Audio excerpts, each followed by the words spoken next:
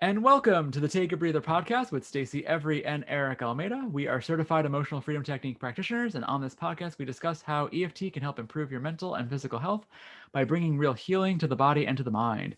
We also have different types of practitioners visit us on the show to tell us about their methods and how they can facilitate deep healing. As always, please give us a 5-star review on Apple Podcast and like and subscribe to us on YouTube. That helps the podcast out a ton. And today I would like to introduce Chris Chandler-Yates, who is a police mindset preparation, a performance coach, and also an insurance and a financial advisor, and he's based out of Auckland, New Zealand. So welcome, Chris, to the podcast. Thanks for having me. It's awesome. And yeah, that's a mouthful, isn't it? It's all good. You're prolific. It's all good. Yeah, like to do lots of things. So take it away, Stace. Yeah, so just start off with telling us a bit about who you are and what it is you do. So I'm Chris. I am originally, if you can't tell from a little bit of accent, I'm originally from California myself. And then I grew up sailing around the world through my teenage years with my parents, and that's how we ended up here in New Zealand. So my parents and my little brother and I all are here. I'm now married to a Kiwi, to a New Zealander. And so I've been here 16 years.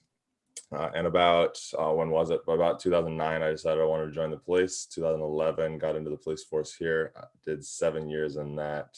All vast different things, from frontline, going to domestics and burglaries and all that, to traffic work, like highway patrol type stuff. If you're in the States or here, it's called motorways. And then did almost 4 years in diplomatic protection. So our version of Secret Service for my last almost 4 years. So looked after Prime Minister for a couple of years, some overseas diplomats, when now President Biden, but he was vice president back then. And when he came over, I was worked alongside the Secret Service. I was part of the Prime Minister's team, but so I got to watch them work and that was a pretty big operation. That was quite fun to watch.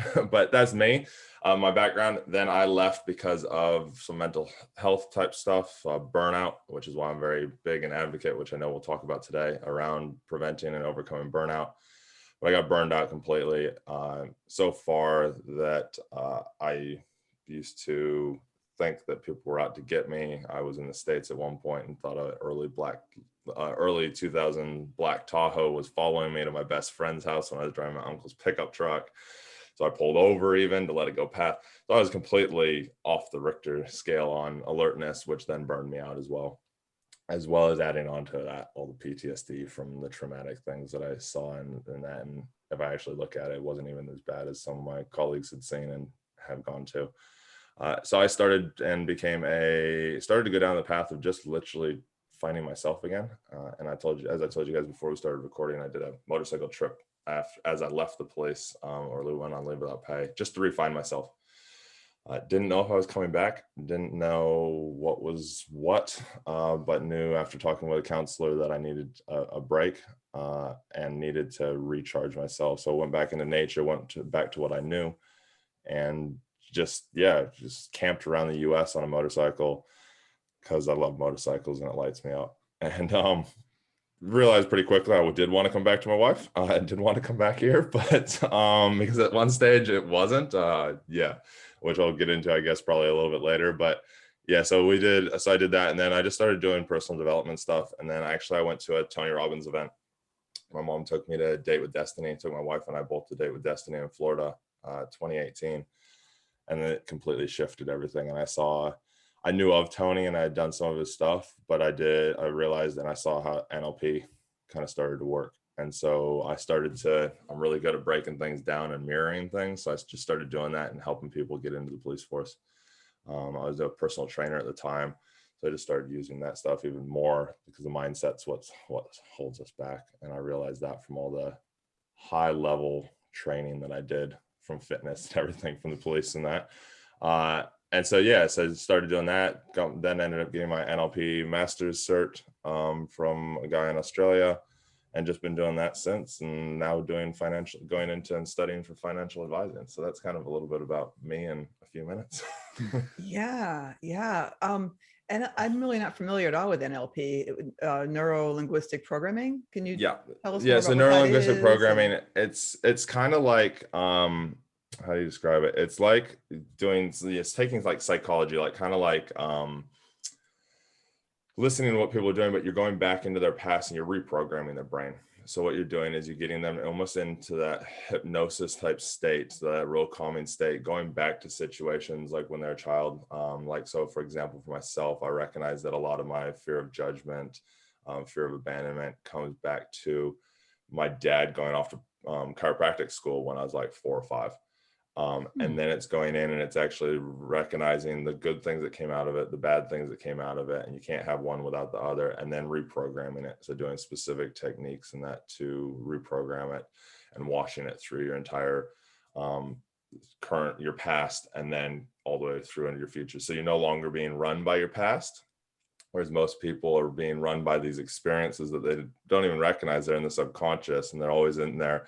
And so most people are being run by those, and it's creating the decisions that we're continuously making. So once you reprogram those with a few techniques and that, and anchoring and incantations and that, it then shifts how you act moving forward, because you're no longer running off of those. You're running from the present and making decisions, knowing that, oh shit, that person's thinking about, you think that somebody's thinking something, but you know that it actually comes from this situation way when you're younger.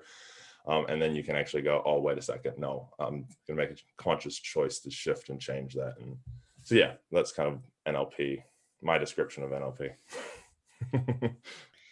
It's so interesting that it feels like it's just the same way that, I guess civilization, like humans discovered agriculture a bunch of places around the world at the same time independently, that the mind, like a bunch of practitioners figured out that this is a way to help heal trauma. So there's, because it sounds like how what we do with EFT when it comes, instead of using the rather than linguistics, it's, well, we certainly use words as well, but it's about reprogramming the old feelings into not feeling so triggered around them. EMDR is also very similar, the eye movement repatterning, where you're also it's all, and they all use very similar things, and it's just different languaging and different kind of a few different techniques. So it is very interesting to see. Like I've looked at a few different things and that, but yeah, they're all very similar. You watch psychologists and counselors do stuff, and some of them use similar techniques and so it's just reprogramming those feelings and those thoughts and that, and using, as Tony talks about a lot in his stuff, is, you got your language, you've got your physiology, and then you've also got your focus. And so you work on those 3 things, and it will shift, and you can shift and change everything, because where we focus is where we go, so yeah. Is it like a hypnotherapy type meditative state involved? I mean, hypnosis has this whole connotation, which we had someone on actually who mentioned that it's like, the on-stage hypnosis is like so far away from what actual hypnotherapy is and its uses. But I'm curious if this also, you mentioned, I think, going into a meditative state to do this, or? Yeah, so you always want to get into that calming, safe space. And so in order to actually uncover a lot of the past traumatic events, or, even at like 4 or 5 years old, our minds are so malleable that I used to have this recurring story in my head that my dad left me on a park bench when I went to chiropractic school one time with him. And that he went into the classroom and left me there, and a friend of his came up. Once I actually went into a bit of that, calming, kind of a hypnotic kind of state, really calm, relaxed, being present, I actually was able to go back and go just prior to that event, because that was my traumatic event. But really what happened just before it was, I was walking totally fine with my dad. It was a sunny day out. He and his friend we were all there. And the two of myself and his friend sat down on the park bench because my dad needed to go into the classroom to grab something from the lecture. He was in there for all of about 5 minutes, came back out, and we went off and had lots of fun and looked at cadavers and different cool stuff.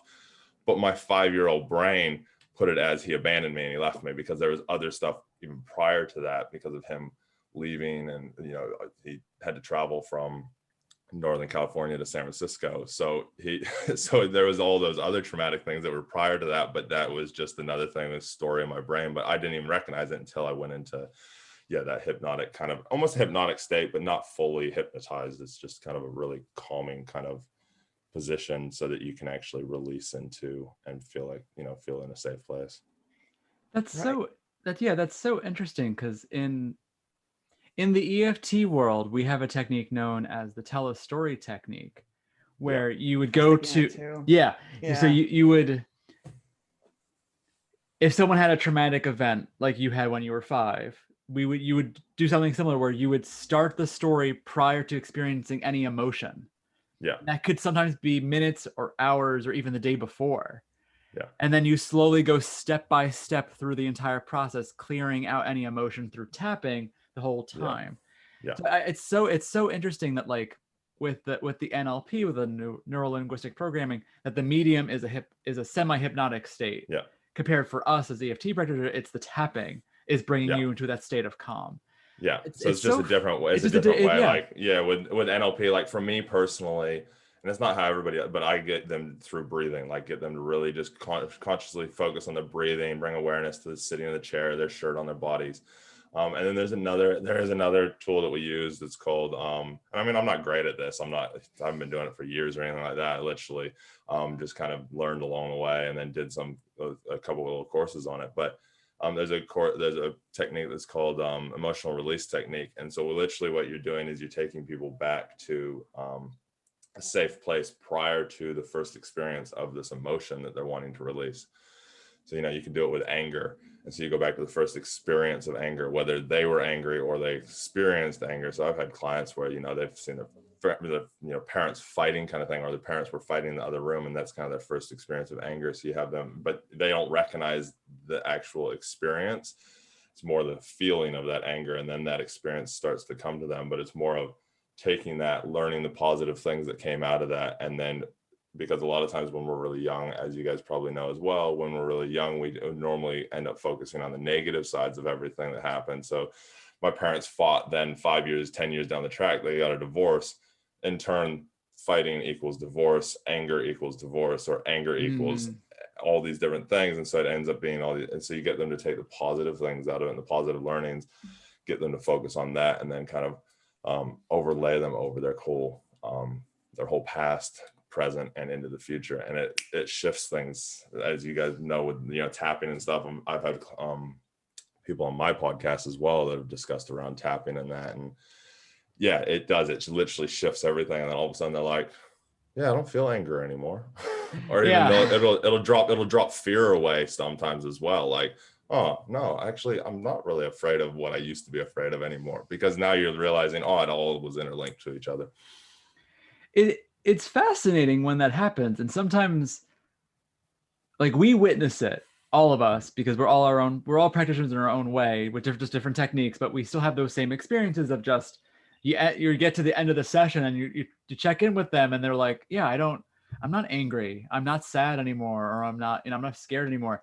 And sometimes, like, when we convey that to someone who's just a layman person, they're just kind of like, you're full of shit. Like, there's no way that it just goes away. And it's like, well, yeah, when you go, like you said, when you go into your own past or the client's past, and you get them to face what happened, and then you give them that change in perspective, then yeah, it can have that immediate ripple effect through their whole psyche. It's really it does, fascinating. totally. And it's funny because I got to, as I said, being in the police, I got to a stage. I had a female partner of mine that I was working with get assaulted, and I took it quite hard, quite to heart, because I'm a protector at heart and care about people and that. And she ended up leaving the job shortly after. She was like, it wasn't because of that job, but that was like the last straw. She's like, she had serious PTSD, waking up, punching the bed, clenching the bed, things like that. And so I ended up getting quite angry on that side of stuff. But then also I ended up I was like, I need to get off the street. I was training for our version of SWAT team at the time, so doing real hardcore training. And then a friend of mine actually said about my protection. I was like, I'll do it while I wait to get into AOS. Why not? And so I went into it, and actually it was one of the better things that I did. But at the same time, I'm a guy that jumps fully into things. So when I jumped into it, I was like, okay, cool. I need to be fully aware of all these different things, how to do this job.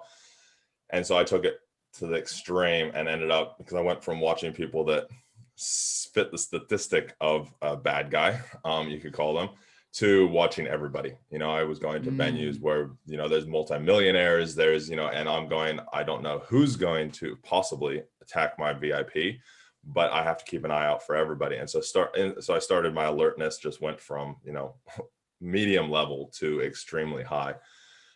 And so you start to desensitize the things because you come home and you just don't want to do anything. I started to fear that everybody was out to get me. Everybody was going to come and get me, because then to the VIP, and it just concreted on top of, obviously, as law enforcement, you're always having to watch your back anyways, because there's lots of people who don't like you. And so, so it got to that high alertness, and I realized after being there, like, I couldn't go to concerts. Like, if I was going to a concert, any kind of like music concert or something like that, I had to sit in the stands because I couldn't be down in the general admission with lots of people. It just freaked me out. I realized that all of that actually comes down to the anxiety on that. It was just a fear of the judgment, the fear of an unknown, and not actually focusing on or releasing that past stuff from when I was a kid around the judgment and around the, people around me being bullied, myself being bullied at one stage when I was real young, even though I'm 6'6" and I'm 220 pounds now. But back then I was still always second or tallest in the class, but I'd still get bullied because I had a big head and because I finally grew into it. But it was all of that actually concreted in, and then just made the things that I was dealing with in the job even worse. And then until you recognize where it actually stems from, you can't release the current, because you're just constantly fighting yourself until you actually release. And you don't even realize that a lot of that stuff has to do with the current things that are going on, So when I walked into Tony Robbins' event where there's 5,000 people, I was like, what the hell is this? Like, you want me to do what? And so I just was like, no, I need to trust it. And then again, that focus side of thing, just constantly bringing awareness. And once I realized some of that stuff, I was like, oh my God, I can actually, I came back from Tony Robbins' event and went to a Pink concert twice, once in the stands, and my wife bought me tickets to go to general admission. And I was like, okay, well, here we go. And, there was that anxiety side of stuff, but it was around a thing of, it was like, okay, I know where this comes from. I know this comes from my past, from as a kid, afraid of being, harmed or being left alone. And so I can go, okay, it stems from there. I have training. I know I can handle myself, but at the same time, and I'd have this conversation in my head multiple times. It was like, I have this training. I know where the exits are. I'll be fine. And if I'm not meant to survive an attack of any kind where the slim chance of that actually even happening is, then I'm not. And it's my time, and just kind of releasing yourself to the world as well at the same time. So this brings up so many interesting thoughts in my head. Thought number one is I guess I should have thought of this, but you made it clear. Like, I sort of assumed that this police work by itself is potentially really traumatizing. Yeah, very. But that it would be, of course, compounded if you have early childhood trauma. Yeah. That's gonna, I assume, make it that much worse. Yeah. And that, in fact, before anyone becomes a police officer, I'm wondering what the difference is. If you're a police officer, but first go through doing your own work, and you dive into the trauma that might make you more afraid or make you more reactive, that it'd be easier to not be as traumatized in the first place by the things that happen to you when you're on the that's force. Literally what I ended up doing with my program for helping people get into police. So I pitch it as helping them pass the fitness stuff, but it's also pitching it as, we're going to mentally prepare you to be a police officer, because it's so important. Like, what I linked a correlation, like, I'm very strong-minded. My wife's always been like, you're the strongest minded person I know. Like, your body will break before your mind, and it will. Now, as I've gotten older, I'm a little bit smarter, and because my body hurts a lot more from breaking at certain times. But yeah, so it is very true. And that's why I started the program that I did and took all these NLP things. Like, so I take people through a process of, first I get them to write themselves an ultimate vision where they want to go to, because create that goal, but I say, create it with emotion, create it with, visualize where you want to be. That's after I get them to schedule in all their stuff to make sure they actually stick to doing stuff. But the next big tool is actually going back to when you wanted to join the police. And then also I get them to do a process that's called finding your why. And I find that every person has a distinctive why to what they do and what they've always done and what runs them.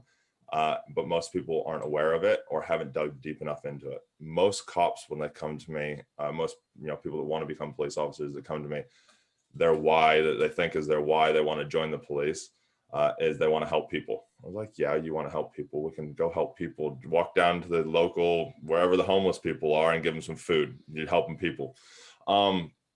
But what I've found is actually by doing this quite a lot with people is your true why is, doesn't matter what you do, what you want to do, you can apply, your why is already concrete there from your past because of either something that traumatic happened or from something good that was happening when you were a kid.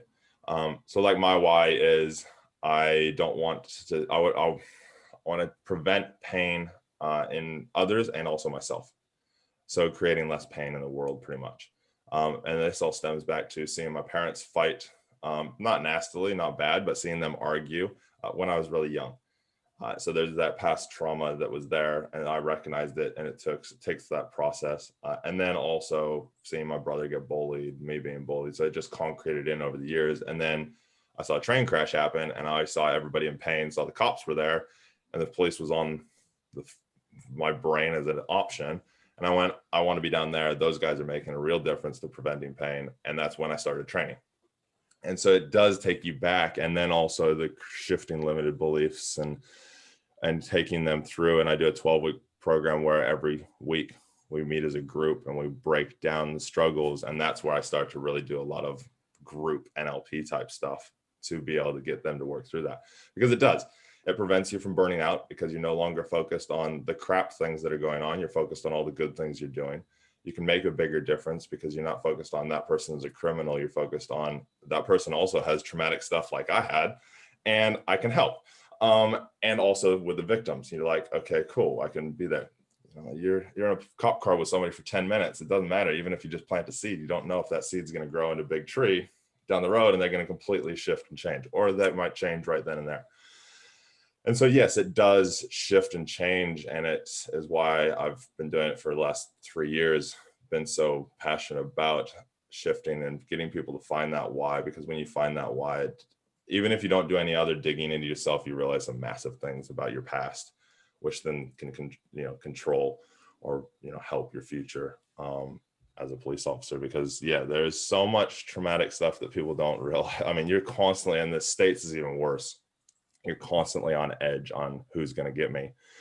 As soon as you put that uniform on, even when you're out of it, you still worry about, have people followed me home? Have people, do people know that I'm a police officer?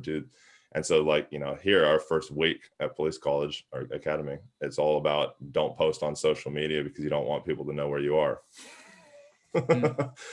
And so it's setting you up right away to be nervous about your choice of profession. That's exactly. But what else do you like? You have to. It's a catch-22. Like you want to warn people, but you're also right away on edge. Yeah, and if you have that past trauma side of stuff, and most people that want to become police officers want to do it because something has happened.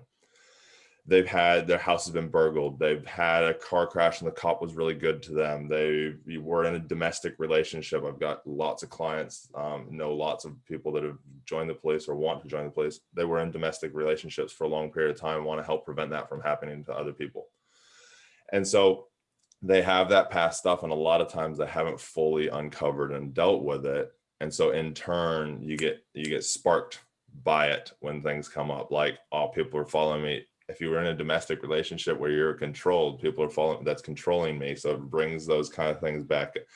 And so, so it does, and so if you're coming from that place of fear, you're constantly going to run on that fear and focus on all the hateful, fearful things. Whereas if you can release it and go, okay, cool. Yes, I need to worry about the fear, but I'm not going to let that control me. I'm going to let the good control me. And I'm going to focus on that side of stuff. But be aware of the fear and that there are people out there that don't like me, that will try and kill me, and be prepared for it. And it comes into, that's when training, you've got to train at the highest level. When you're training, train as if it's the only time you're gonna learn it, so that you can then go, okay, cool, I've got it. Now I can rely on it and I can practice it so that it's muscle memory and I don't have to, worry about what it's actually preventing. This all seems so critical to being a police officer. Like critical before you get into it, critical when you're training for it, and then critical for maintaining your mental health once you're actually a police officer and seeing traumatizing things, like just having lots of tools at your disposal along the way also to be able to process the trauma that you encounter. It's interesting, seeing lots of the stuff that comes out of the States. Like we don't have quite as much of it here just because we don't have the population. We got 5 million people in New Zealand. So you just don't have the vast differences. Also haven't been around as long. But you watch the stuff coming out of the States around law enforcement, and I see, you'll see those things where you're like, shit, that's definitely excess force. But then you also look at the cop, and a lot of times they don't even realize it because they've become numb to something, or because they've seen so much trauma and dealt with so much trauma that's not, or they've had past experiences where it's like, I didn't do something, and all of a sudden myself or somebody else that I work with or somebody I care about got injured or hurt. So I'm just going to stay like this, or I'm going to just do this because of past experiences as well. But also not releasing that past trauma makes a huge difference, because you become numb. And that's where the burnout starts to come in. And that's where you end up, that's why I'm so adamant, so passionate about, preventing burnout, because when you're burned out, you end up becoming numb. You end up not caring so much. You end up just walking through life as a zombie. And so, and then you end up making mistakes that you regret afterwards, that you're like, oh shit, maybe that was a bit of a mistake and I shouldn't have done that. But at the time it felt right because of the state that you were in. So yeah, it is very, yeah, there's a lot of stuff there but the other problem that you have is it's all, law enforcement, or even any high end, it's not just law enforcement, any high end position or, job or career, where you have a lot of pressure on you, you can end up like that because, because you just have all that, so much pressure from all different directions, even on yourself. But then also, needing to make sure that you're constantly working on yourself to work through it all. But they're also very alpha dominated positions normally, so it's very, I can't put my hand up because something's going to happen. I've interviewed police officers and stuff on my podcast. And that is one of the biggest things, especially in the States. If you put your hand up and say that you're struggling mentally wise, they'll take your gun and badge. Yeah.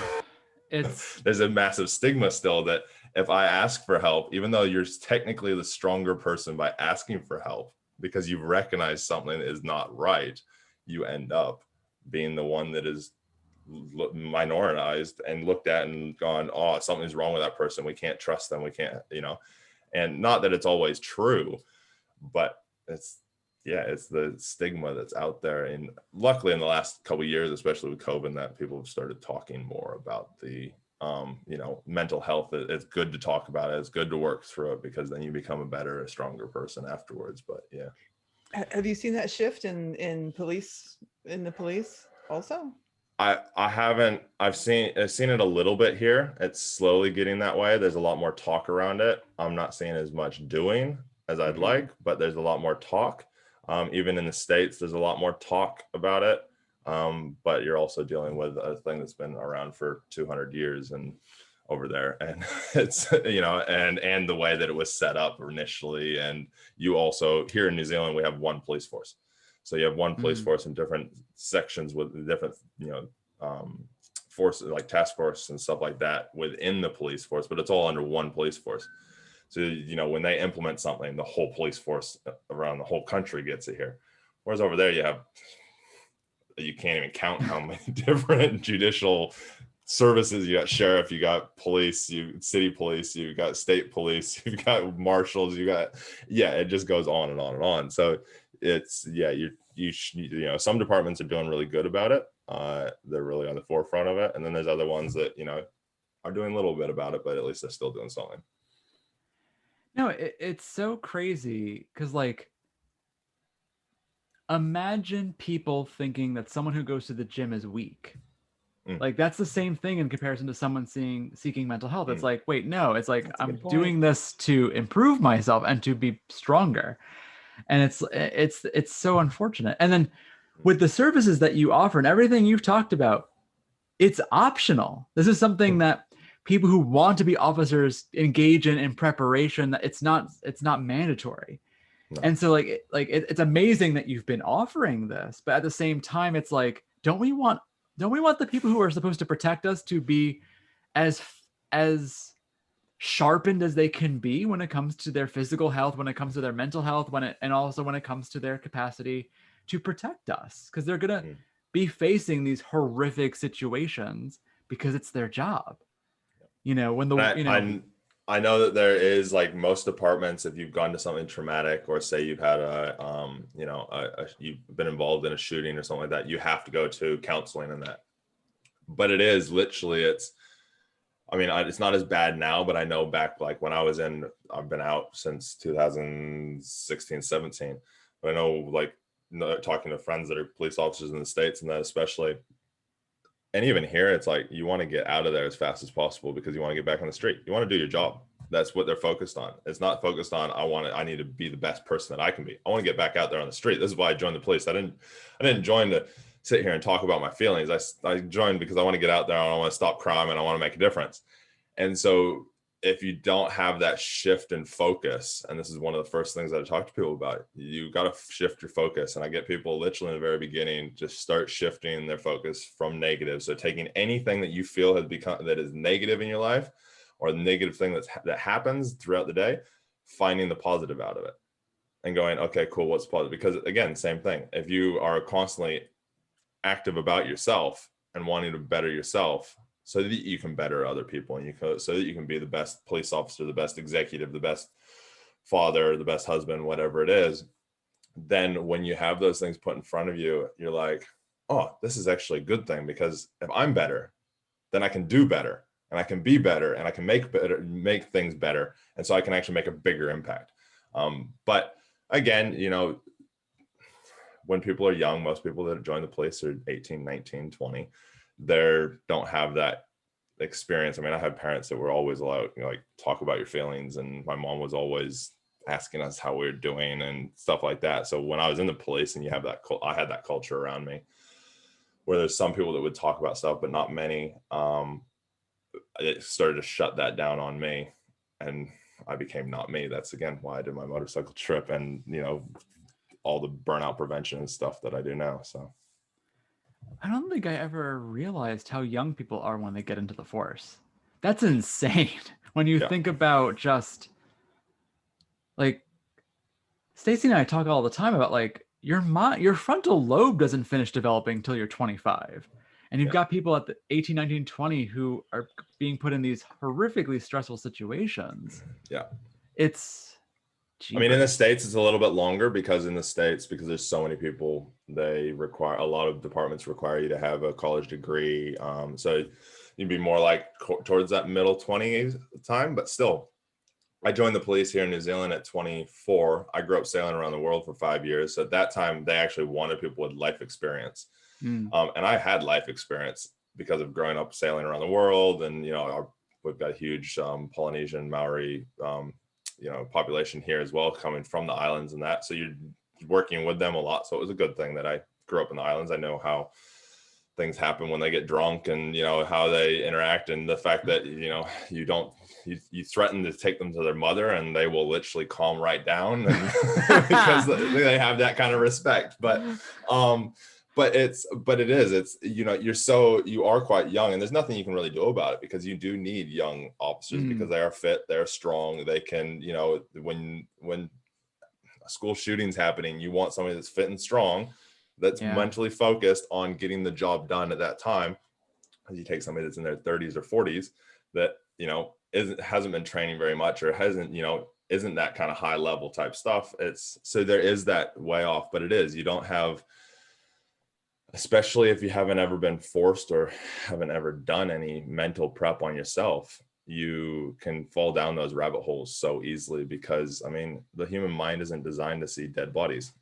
And when I say dead bodies, I don't just mean somebody dead on the, somebody that died in their sleep. I mean, my first week out of police college. No, I wasn't even out of police college. My first day as a recruit, halfway through police college here, you come back, a guy was dead for 3 weeks. He fell asleep and he died in his sleep, and nobody had found him for 3. You could smell him from the road. And hopefully that doesn't trigger anybody listening, any of your viewers and that, but that's the kind of stuff. I mean, that was like 3 days into being, and then I came out of police college, was actually a sworn one. 2 weeks in was a guy jumped in front of a train. Ooh, jeez. And so you know, those are the kind of things that you're dealing with. And then also you're consistently going to the bottom 10% of society. So when you're constantly, again, where you focus, energy flows. So if you're constantly focused on your work and what you're doing, and you're never pulling yourself back out of it, that's what you're seeing all the time. So you start to think that that's what people are like. And so that's where that that not trusting people, and then you start to, that kind of will roll into, your squad if there's any kind of antitrust that happens in there. And so it becomes a snowball effect that can happen. And, unless somebody's willing to work on themselves or has worked on themselves before and unleashed a lot of that stuff, it's very difficult. And so then that's when you get those wrong decisions made. And, that's when things go bad. And then all of a sudden you have the rest of the world looking down and scrutinizing everything that you do. And so then you start to, the concrete's in that people don't trust us. So there's that antitrust, and it becomes a nasty cycle, which can be countered by working on yourself and focusing on the good things, focusing on why you actually are there, not what you're doing, but why you're actually there, so that what you're doing actually becomes even better. This sounds like a perfect storm of, really, like I'm looking at all the elements. So underdeveloped brain, not a lot of life experience, not a lot of self-reflection experience. Yeah, that's probably the biggest one, that self-reflection experience. And how many under 21-year-olds have any self-reflection? I mean, it's not like it's a culture. It's not like it's culturally encouraged to go to any kind of practitioner, or be it a therapist or whatever, where you are in fact like, let's find out why. A 19-year-old saying, what makes me tick? I mean, yeah, no, exactly, exactly. They don't. It's just not. It's not even encouraged much, and it's not something naturally occurring necessarily in a 19-year-old. And then you said the word alpha before too, like the alpha mentality of, it sounds like that's often a thing. I mean, I want to protect people. It's sort of like, I want to be in a position of strength and protect others. And given cultural standards of alpha, I'm tough, I'm strong, I don't need any help, I don't need, I can't show weakness, or I will get hurt. And in fact, their trauma probably directly is that is the experience, right? And a lot of them have some sort of traumatic thing, because you don't go into a job where you literally, I saw on Facebook the other day, somebody posted from it was one of the school shootings or something that happened in the States a few years back, and there was all the students are running this way and all the cops are running this way with their gun out, literally running at the thing. All the students are going like this as they're running past. You have to be a little screwed up in the brain or have some traumatic things that have happened to be that person that's running towards the gunfire, towards the explosions, towards all the things, and in a way finding it exciting. Because I won't lie. You have to be willing to go back and do it again the next week. I mean, or the next day, or the next day, or the next hour, or whatever, because of things happen. Yeah, absolutely. And it's all because you want to make a difference, and 95% of the time, it is because of something that you've seen or had happen to you when you were younger. That is what concretes it in, that you want to do. I never really wanted to be a cop until my brother-in-law mentioned it. And then I saw that train crash. I was on the fence, had been to a couple seminars, but then I saw that train crash and I was like, this is making me tear up, that those guys are willing to walk in there in a train that's on fire, it could be collapsing, and not even care in the world about themselves. It's all about, let's help these other people. And, they do have a care about themselves because they'll, take precautions and stuff. But at the same time, it's like they're going into a burning, it's like firefighters as well. They're going into a burning building. Right? Think of the trade towers, all the cops and firefighters that were lost. You have to have that dominant, I am going to win at all costs mentality. Otherwise you'd never run, you didn't see many civilians running into the trade towers when they're on fire.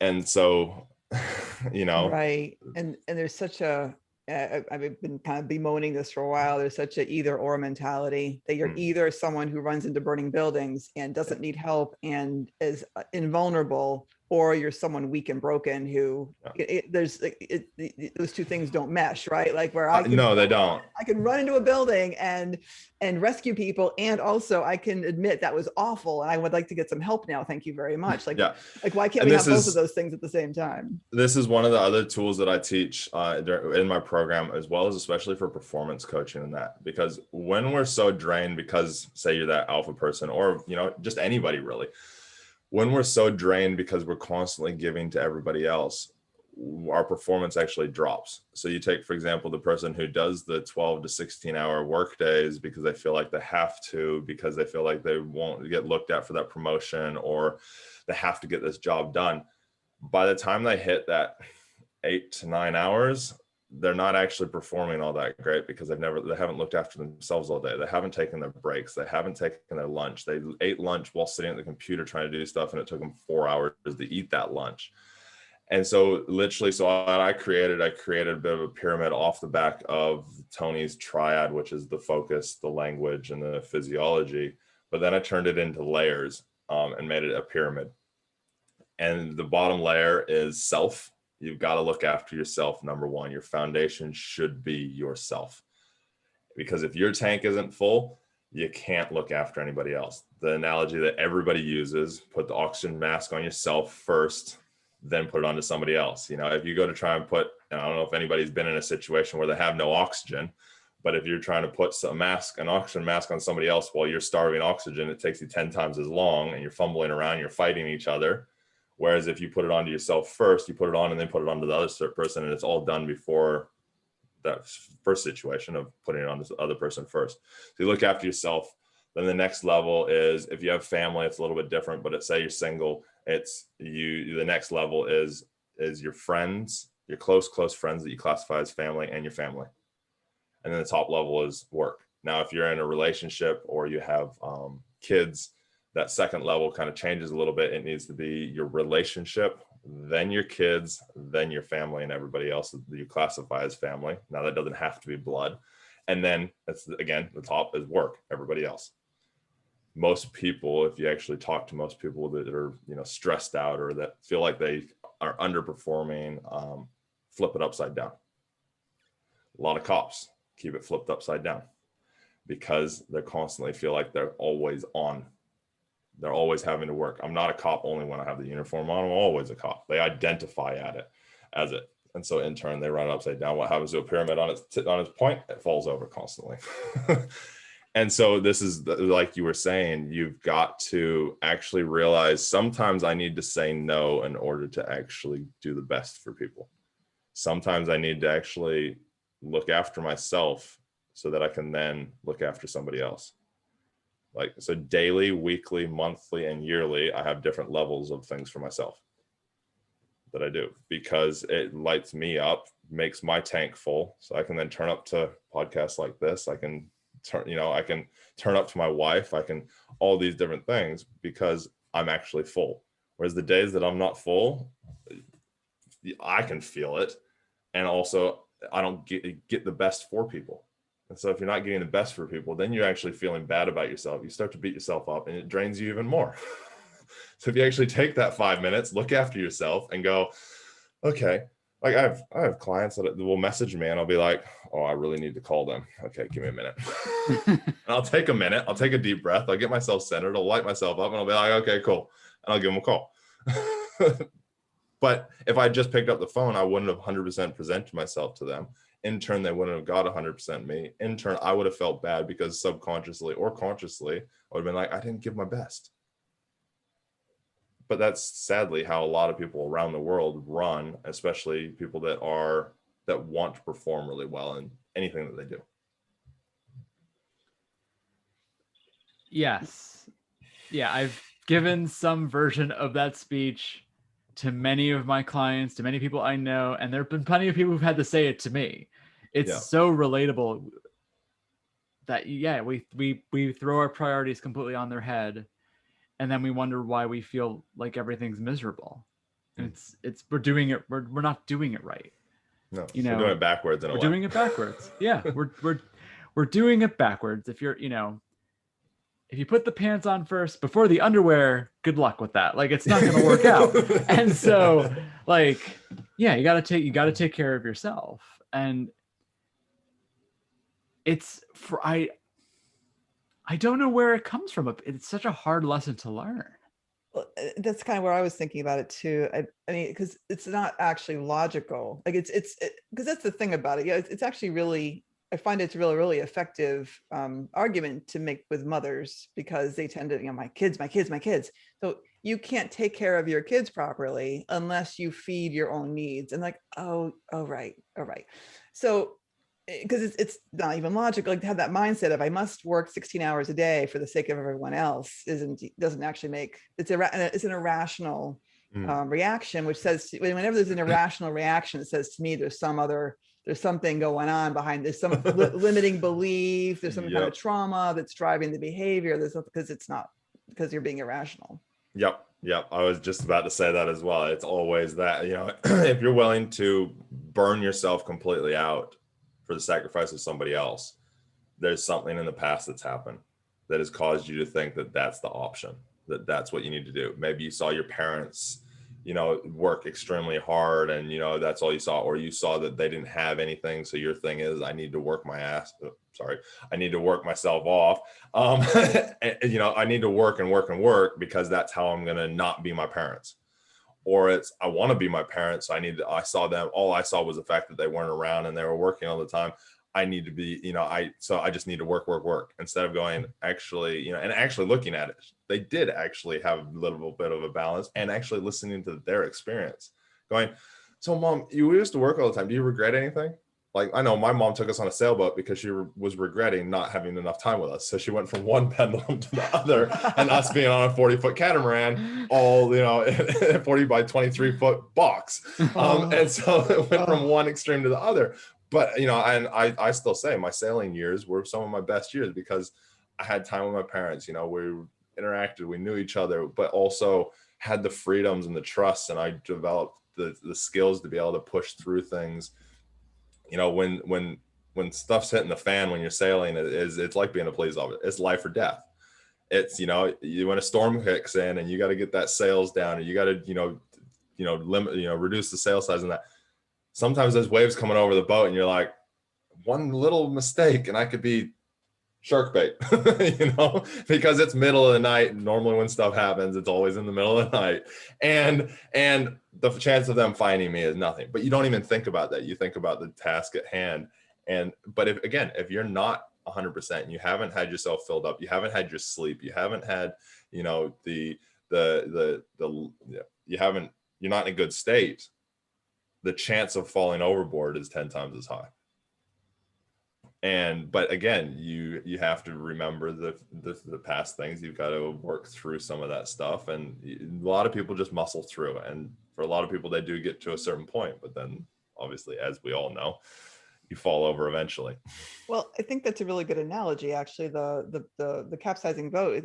A lot of people we're living our lives as if we're always in and about to be capsizing boat.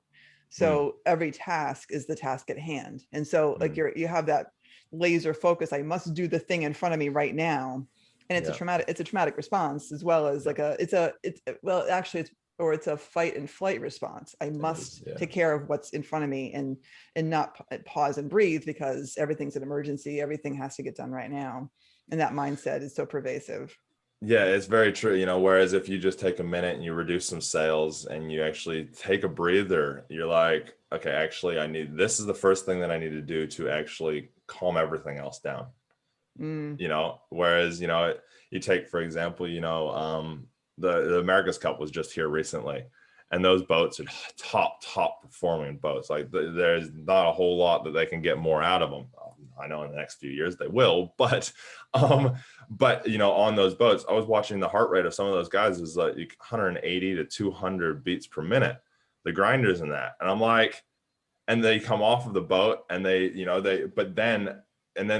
next day they're out racing again. but you also know that when they come off of the boat after giving that big, massive push, they go and they take care of themselves. Because it's part of the thing, you know, they have coaches and stuff that they literally will get them to go eat properly. They'll get them to rest. They'll then get them to, you know, go do a little bit more training and stuff as well. And then the next day they're out there and they're doing it again. And they are giving absolutely everything that they have the next day. And you watch the performance never dropped over the 2-3 weeks of the sailing.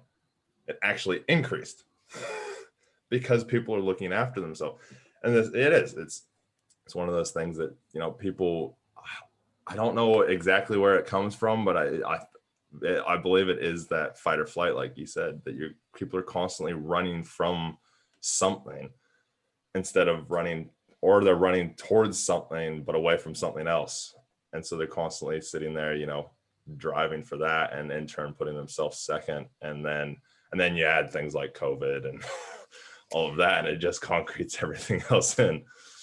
Well, I'm wondering, you know, it's funny because I always thought of, I know burnout is something you work with so much. And I realize I tended to think of burnout as being a function of working too many hours doing, you know, but I'm wondering how many people suffer burnout just from being in stress for so many hours a day. Your experience with the police department made me think of that. Like, oh, you could work 8 hours a day, but if you're stressed for 16, you could be burned out in no time just because your body's in that state. You're constantly in that emotional state. And it is very true. You know, the leading cause to burnout is that overworking, but underneath it, it doesn't matter if you're working 16 hours a day or 4 hours a day, you can still burn yourself out, because it's a matter of what you're doing outside of that work. And if you're actually recognizing things, and if you're actually working on yourself, you know, with my business, I'll work, you know, 12 hours a day. But at the same time, throughout that day, I'm still working on myself. I'm still bringing consciousness to the things that I'm struggling with. And if I'm struggling with something, I go, okay, why am I struggling with this? Because I'm actually pushing things uphill instead of, you know, being pulled downhill and letting it flow. And so it's going, you know, and so you'll recognize different things and you'll be like, oh, actually, you know what? I need to take a break. I need some time off. I need to, you know, and so, or, I haven't been for a motorcycle ride in 3 weeks. That's probably why I'm burned out, because I haven't done, for me, I've actually gone away from what I preach and been just so late. Because you get laser focused into, oh, I need to get this done, or there's a deadline in that. And in turn, you find that you probably could have got that done twice as fast, or would have been done 2 weeks ago if you had just taken a minute and taken a breather. I remember a situation, the police, they did, I wasn't involved in it, but a friend of mine was. They did one of the tunnels here on the motorways on the highway. They did a thing as if, you know, something had spilled over inside of there, like a truck had, you know, crashed and flipped over, and there was spillage in that. And in that tunnel there, they have water that comes down on either end, so it can actually contain any chemicals or anything, but also any fires that are in there, it can put it out. You know, it smothers the oxygen from it. And they did a drill on it one night, and all, like 90% of the cops just went racing in. And my buddy goes, no, and he grabbed a couple of the guys and went, no, we need to stop. Let's get more information before we go in there. Yes, there's people in there. Yes, we need to worry about them. But if we're dead, we can't do anything. The next thing comes over the radio, the fake truck, the truck contained like toxic materials. Everybody that's inside is dead. And so instantly it's like, sometimes you need to stop. And that's, you know, that's one of the biggest things with police training, is that's why sometimes you see cops actually stop and they don't go straight into something, because it's like, okay, we need some more information. We need to know what's going on. We can't just race in like a chicken with its head cut off, because we're going to do more damage than not. It's the same thing with looking after yourself. You've got to stop sometimes and actually go, okay, I need a breather. I remember it used to be that, I remember back like when I was a student, they would say, you know, you should, I think it was like, study for 40 minutes, take a 10-minute break, or study for 50 and then 10-minute break. Same thing.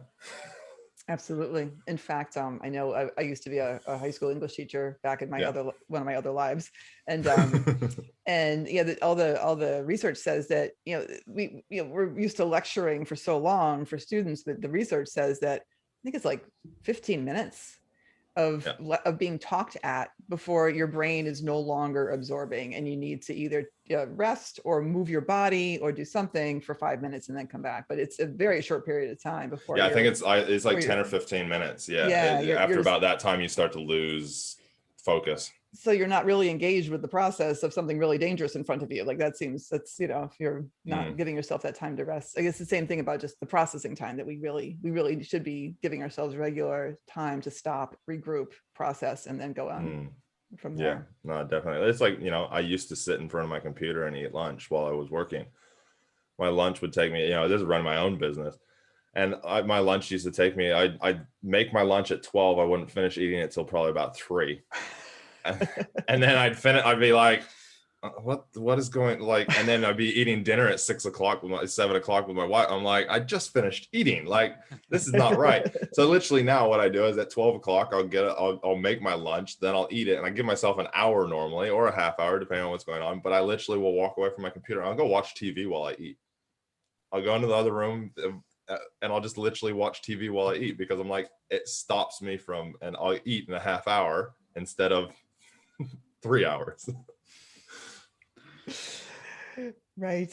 So what a lovely world this will be if we all just take time to we take time for ourselves, and B, know that we deserve that time, and C, let ourselves rest, let ourselves stop and be present with who we like, and then get to know ourselves better in the process. And that's like, feel like that would solve an awful lot. This would solve the world's problems in 45 minutes. Well, we did. It's funny you say that, and you asked where, earlier on, you kind of mentioned about, I wonder where this kind of stems from. And I was just thinking about it just now, if we all thought of it, I think it's the way that we, it's always the way that we perceive ourselves. I believe if we thought about this in a way of, and this is what I constantly am, telling my clients, and that I'm like, don't think of this as I'm doing less. Think of it as I'm preparing myself to do more. I can actually, if I look at myself and I go, if I take a 10-minute break, I can actually perform more, because I'm more focused on what I'm doing, instead of, going, I need to focus on this. I need to focus on this. And all of a sudden, all you're focused on is the fact that you need to focus on this. And so thinking about it as I'm actually performing better by taking and doing less. And that's what I tell people all the time. I'm going to help you do more by doing less. Because the research is there as well. So there was a research study that was done not that long ago, I believe. It was on lawyers, and it was showing lawyers don't take time off. It never ends what they need to do. And so one of the things that was attempted was like, all right, like, we're going to schedule a 1-week vacation. We're going to schedule it really far in advance. And it's like, can you, if you're going to take a 1-week vacation 3 months from now, can you work that into your schedule? And the lawyers can usually be like, yeah, sure. And even though they take that week off and they lose, for a lawyer, it's probably like 60 or 70 hours worth of work time taking off the week, they end up being more productive in the rest of the year, even though they gave up this time. But like, it's exactly what you just said. It's like we get kind of laser focus, but the laser gets weaker. And it's like, you got to charge the battery. You got to take the laser outside, solar power the laser, and then they can go back, and it'll do more. It'll be more efficient. And I agree with that, but at the same time, I don't, because everybody's always chasing this. I'm taking a break in 6 months, so I'm going to power as hard as I can for that 6 months. And I'm just going to, and then I'll do that and then I'll go to that holiday, and everything, I'll come back from that holiday, everything's going to be better. And they come back from that holiday and nothing is different, like, because they didn't actually have enough time to recharge. Like, I did my 2.5-month motorcycle trip around the US. I was very recharged as while I was over there. I felt really good at the end. I was like, cool. Came back here, and all of a sudden I was like, went like 10 steps backwards. I wasn't back to where I was before I left, but I wasn't where I was at when I left the US from my trip, because I was in a place of freedom, and on that I was always filling up. But I came back here and I stopped filling up. And so this is in the early days of learning all this stuff, and and I was like, what's going on? Because all of a sudden it was all these stresses of, I needed to find a job, I needed to do this, and all of a sudden I was no longer taking care of myself and no longer flowing. I was pushing again. And so this is why I preach to everybody, and I say, you need to daily have something that you do for yourself. The daily one can be 5 minutes. Mine is tell myself what I'm grateful for when I first wake up. You know, it's then some movement each day. So I'll go to the gym. I'm a huge gym guy. So I'll go to the gym every day. Doesn't matter if it's first thing in the morning, if I'm lazy and I don't wake up and I don't get up, but I will go to the gym, or I'll go for a walk, or I'll do something. And then each week do something else. Have something a little bit bigger than, on the weekend, do something that is actually for you, might actually involve somebody else, but it's still, you're doing something for you, so that then on the weekend you can also do stuff for the loved ones that you're with. And then each month, something even bigger. Maybe it's actually driving and going, doing a little thing to the woods and actually walking for the whole day. And then every year, again, you need that big holiday so that you can really, but if you do those things, those little steps leading into that big holiday will actually feel so much more rewarding and so much more refilling than if you're just holding out for that and you're push, you'll get to that and you expect that's going to change everything. You have this, again, focus on it's going to change everything, and then it doesn't, because you haven't been taking care of it. And you'll find that your performance goes up. Your supervisors will see it, your bosses will see it, you'll see it within what you get done. So yeah, that's kind of how I live mine now. And sometimes that week one kind of gets pushed out to the month one, and then you realize, oh my God, why am I feeling like I'm being dragged everywhere? And you're like, then that self-reflection, like we talked about, being able to self-reflect of going, oh, actually, when was the last time I did something for myself? And so, there's times where I'll go to my wife, I'm going for a motorcycle this weekend, even if it's just for an hour, because I just need to, that's my meditation state. So I just need to do that. But yeah, I guess one of the last things would be to have a purpose with everything that you do, have a positive purpose. I might ride my motorcycle on the motorway and it might be dead straight, but the purpose for riding the motorcycle is because I enjoy it and I have fun on it. So every time I ride the motorcycle, even if it's on a straight road, it's like, I get to ride this. This is awesome. It's pissing down with rain. I get to ride this. This is awesome. So, shifting that language so that you have that positive aspect constantly. And it's almost because what you focus on, you get. And so if you constantly focus on, it's raining out and I gotta go get on the bike because I don't have a car. All I have is a motorcycle. So if it's raining, I'm on it. So it's like, if I was constantly like that, I wouldn't own a motorcycle. I'd buy a car and then I'd bitch about traffic. So whereas now I get to go, hey, but it's having that purpose with what you're, where your mind is focused at, with different things. You could be like, yeah, I mean, I've got so many stories I could talk for hours about, my uncle has a ranch in Texas. And I remember I was there on my motorcycle trip and I got there and I woke up before them, I'm not a coffee guy. So I grabbed the most unhealthy thing I could, a Monster out of the fridge that I had bought the day before. And I sat on his deck and just sat there and I was drinking it. And he and his wife came out and they sat down in that. And he goes, his wife goes, man, we don't sit out here very often. I was like, you don't sit out here and take this view in? And they're like, no, we're normally, next thing after next thing. And it's like, and I had my uncle, he's an actor actually, Kyle Chandler. And so I had him on my podcast. And when I was interviewing him, he was actually sitting on his deck, drinking, having a small glass of whiskey while he talked to me about stuff. And so it was good to see that it shifted. It rubbed off. But yeah, it rubbed off. But it was, so many people don't do that. They don't, they go, oh, I buy this amazing house and this amazing view, but I never look at it. Never appreciate what we do have, always chasing what we don't have. And in turn, again, burns us out. No, I hear you. With the weather improving by us in Massachusetts, I know it's starting to turn for you being on the Southern Hemisphere, but like being able to sit on my porch and just stare at the trees, it's so nice. And like the weather's warming up. It's the day in particular was nice and sunny. It was nice and warm. And so like, my husband and I, I would be like, hey, like, you want to sit on the porch and just sit and we'll chit chat about whatever. And like, sometimes we'll just be mesmerized by something. Like he made a friend who's a little spider that's on the deck. And he was just mesmerized by it because at first it scared him, but then he was like, oh, look, the spider jumped on a little fly and it ate it. And he was like, good spider. Thank you. Get rid of that fly. And it was just like those stupid little things. It was taking the time just to be. And you're totally right. We need that constantly, that trickle of just those moments of just peace and joy and just Or yay, like with you in the motorcycle, just this moment of just like, I'm doing this because it just brings me this immense joy and excitement and happiness. And then like, I'll go back into the grind with, of what I'm doing and what I'm working on with more strength and more enthusiasm, because I had a moment to be able to just, wind around on a motorcycle, wherever I want to It's go. amazing also when you actually relax and go into those things, like, with running your own business, different ideas come, when I'm riding my motorcycle, I'll have ideas come to me. I'll be like, oh my God, yes. Now remember that, Chris, don't forget it. but and sometimes I'll even pull over and I'll write it down on my phone because it's that great of an idea. But those are the kind of things, whereas if we're constantly pushing, that idea would have never come to my mind.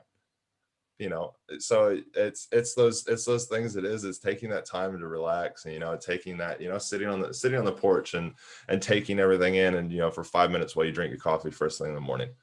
Maybe it's waking up 5 minutes earlier so you can do it, so you're not racing around and chasing your tail around the house getting ready for work.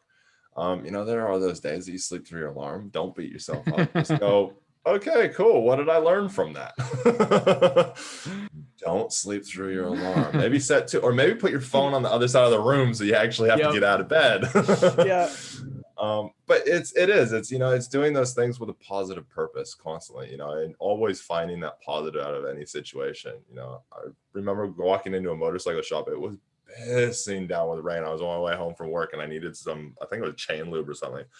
And I walk in and the guy goes, oh, do you normally, ride in this kind of weather and that? I was like, I'm an everyday motorcycle rider. Yes, I do. This is why I have good weather gear. This is why I spend money on it, because, hey, I don't care if it's raining or I went through the Vail Pass, like in Colorado, going from Moab over to Denver, and it was sleeting on me on my motorcycle trip. And I sat there and I went, my hands are freezing. I don't have hand warmers. I was putting my hand on the sides of the motor, but I was still going, this is awesome. I am driving through the whatever that tunnel is. And I'm like, this is epic. How can you be mad or that it's sleeting out and it's that cold? I'm sitting there shaking because I just had a leather jacket and jeans on. I'm like, it's so cold, but I'm like, it's so awesome, but cold. And so it's always finding that positive thing out of whatever you're doing, because there's always is a positive. I mean, you look at some of the vets, the war vets, and that they lose their arms and then they go and they make a massive difference and they inspire people, and they couldn't have done that if they didn't lose their arm. They probably could have, but that losing their arm made that impact so that they did it. I say this to my clients all the time. I don't regret anything that happened when I was in the police. I don't regret going through the mental breakdown and the PTSD and all of that, because I wouldn't be where I am right now. And there's a lot of wisdom in that, for sure. Yeah.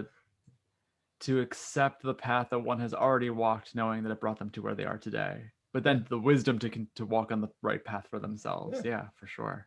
And go forward from there. And that's pretty much, how I live my life now. It's, my wife lost her job with COVID, and because she did event management, and she just got the dream job taking people overseas solely. And, and then COVID hit.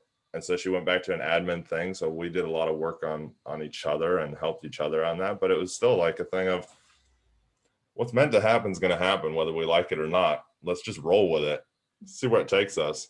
And at worst case, we flop over and we got to stand back up and we kind of carry on again.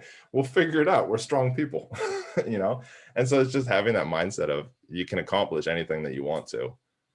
And don't stress too much about it, because sometimes the things that you think is meant to be is not actually what's meant to be. I love this conversation, but I'm going to completely pivot to something totally random, because now because it's not often I get to talk to someone who basically did basically what is the equivalent of the New Zealand version of the Secret Service. Yeah. So I'm curious, do you ever just get to talk to the person that you're protecting, these high level people? Yeah. So I looked after our Prime Minister, John Key, for a couple of years before he left, just as I was taking leave without pay. So I looked after him. And then I also looked after Bill English, who took over from him. And then also it was on the outskirts of some other VIPs in that. But John Key, he was awesome. He had protection for like 8 years. So on the weekends, he didn't have the VIP car and that. So we took him in our vehicle around to things. And you'd sit there and chat with him. He'd ask you. He was really good about knowing your name. So you get to talk to them a about different things. And yeah, it's pretty cool because they actually, if they've had security for a little while, they actually start to treat you as if you're family. Like, I know I started at his house, looking after his house. So, he used to invite the guys around, or, into the house for, if he was around for Christmas. I heard stories of him inviting them in or bringing them out Christmas dinner and stuff. And he'd come back, he'd buy you a coffee and, bring it back, or, he'd ask the boys if they wanted a coffee. And so yeah, you do get to talk to them. You get to experience a lot of that. And that's why I was actually quite glad that I did it, because I learned so much around that higher level of things. John Key made most of his money from literally nothing. His mom and them lived in a welfare house, and that when he was a kid, to being self-made, investment banker and things like that, to them being the prime minister. So yeah, it's pretty cool being able to talk to them, especially if they are open to that. No, that's awesome to hear that some of them are open to that, because us regular people always have those moments at times where it's like, it would just be cool just to have a conversation with this person who is running an entire country or something like that, or is in charge of this massive industry or something like that, and just have them pick their brain and be like, and just be like, how are you doing? Like without the bullshit, without the facade, without all the press garbage, just being like, person to person, just be like, hey, like, that's so neat. That's so cool. I was always curious about that, because like you see it in TV shows and in movies, but like it's fiction. So I know, talking to someone who did it for real, that's so cool. Yeah, no, it's interesting you say that. And I used to get asked that. I used to get asked that a lot. What's he really like in real life? I'm like, most of them, they do put on a little bit of an image, but a lot of times they don't. But also, I'm like, he's just a human. He's just like you and I. And just to go back to the whole conversation we just had, I mean, talk about a stressful position to hold. So in fact, creating a environment around yourself where people are family and you're, making relationships with people who are, I would rather think of you as someone who's like in my friend circle than someone who's keeping me from getting assassinated. It's a much nicer way. It's a much nicer thing to focus on. See you, right? And just for their own peace of mind, it's like reframing, right? Reframing the environment that they're in to handle the incredible amounts of stress that they must be under all the time.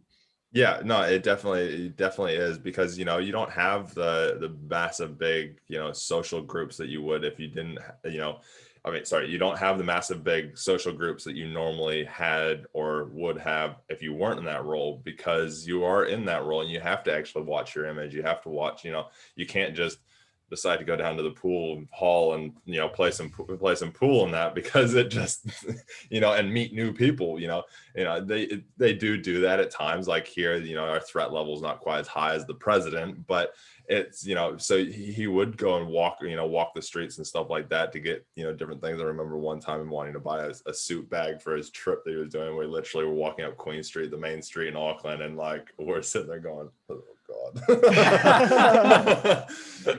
Because like the logistics all around it was just the spontaneous thing. He was in one shop, he's like, oh, they told me that there might be one up here, so we just started like, so it's just like, but these are the things. And so he's getting stopped along the way and people are talking to him and that, but they're just humans that happen to be in this position that everybody looks at on this pedestal. It's just like police officers. You get they're just humans behind the badge. And so, it's just like anybody in any role. Just because they're at that high level doesn't mean they all of a sudden become an alien and, have all these different things. They're still just all humans.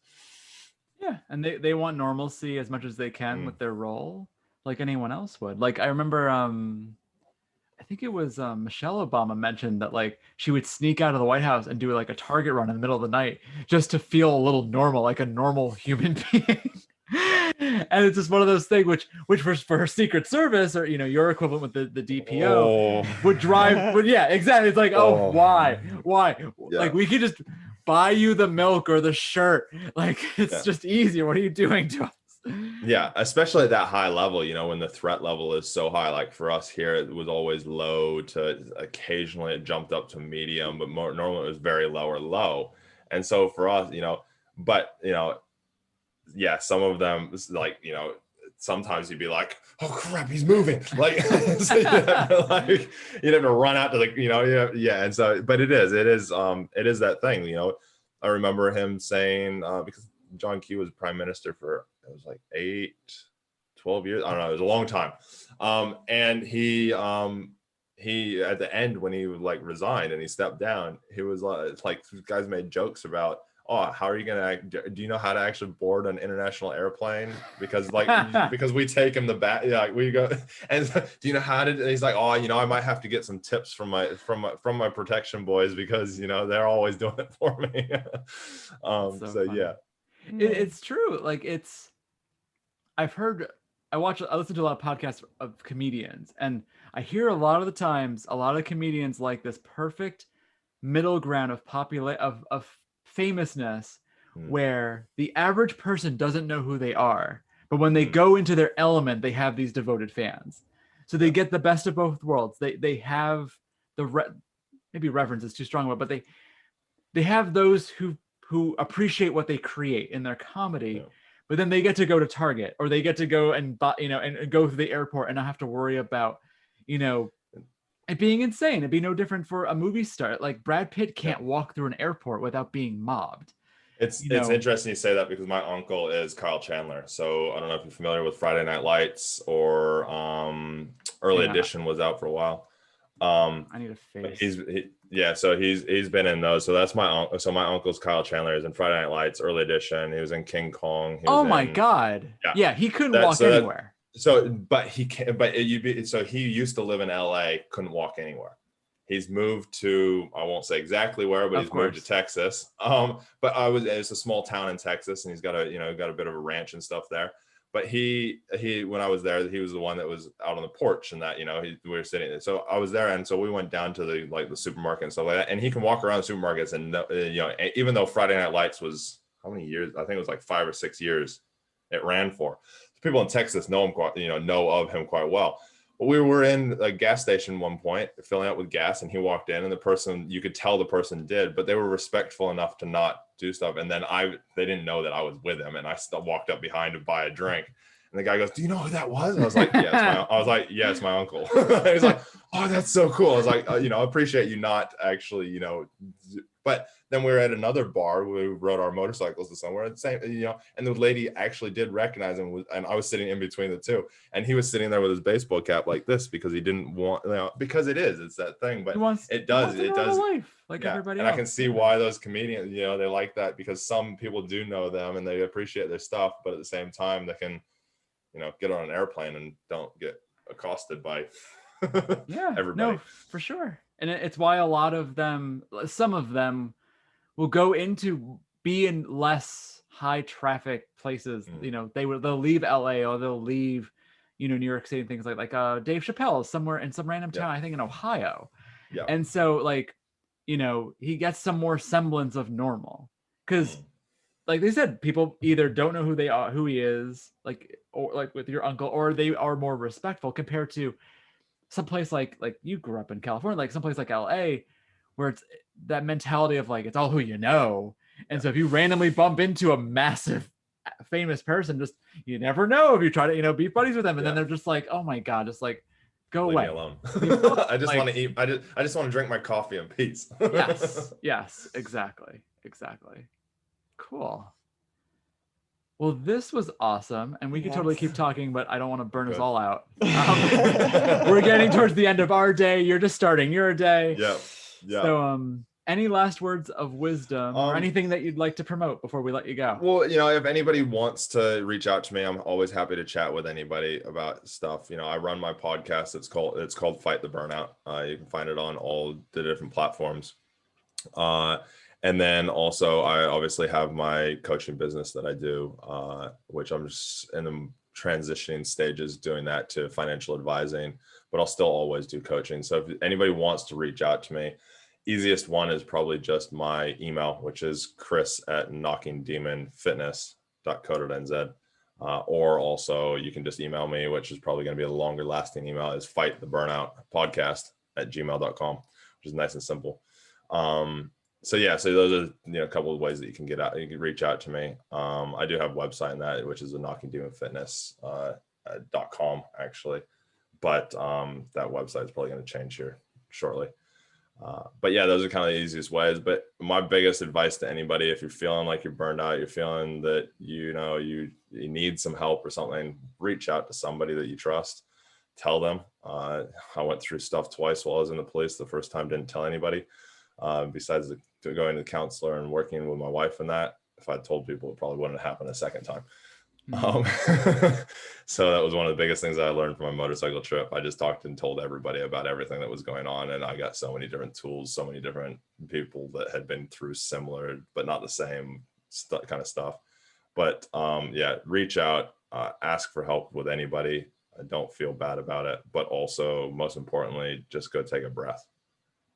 Wonderful. Go take a breath and just, take a breath and go for a walk, or, take in the nature, look at the trees, look at the leaves and how the colors are changing, and just appreciate life, because not everybody woke up this morning. Very true. Very true. And then one last clarifying question for you. Do you support people for the training and everything outside of New Zealand? Since our audience yes, I can. I am willing to. I don't promote a whole lot of it, but I can. Okay. Just so that our viewers and listeners know, so that they know, definitely on the mindset side of stuff. And I'm always happy to help with the fitness side of stuff, being a personal trainer in the past. So I can always help with the fitness side of stuff, but especially if you're looking for that mindset prep, like we talked about, earlier, about how important it actually is for pre, during, and also, post kind of thing. So yeah, I'm always willing and happy to take on anybody around the world that is wanting to better themselves. I will, if I can help, I will do it. If I can't, I'll help find you somebody that can. Awesome. Well, thanks so much, Chris. It was lovely talking to you. Yes, thank you so much for being with us today. I really appreciate it. Yeah, thanks for having me. It's been really good. It's awesome to chat with people and talk about my story, and hopefully it helped one person. That's all that matters. Well, it helped us, so we appreciate it. There we go. We're already winning. So. Hell yeah, for sure. Awesome. And then until next time, thank you for watching and listening, viewers, and have a lovely day.